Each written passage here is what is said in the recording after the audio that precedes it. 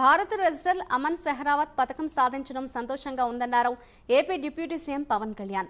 Paris Olympics లో కాంస్య పతకాన్ని సాధించడం ఆనందంగా ఉందని తెలిపారు.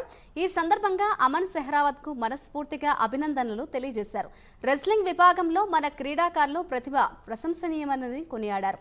వినేష్ పొగాట్ దురదృష్టవశాత్తు ఫైనల్ పోటీకి దూరమైన అమన్ పతకం సాధించడంతో క్రీడాభిమానులు అంతా సంతోషంగా ఉన్నారని అన్నారు.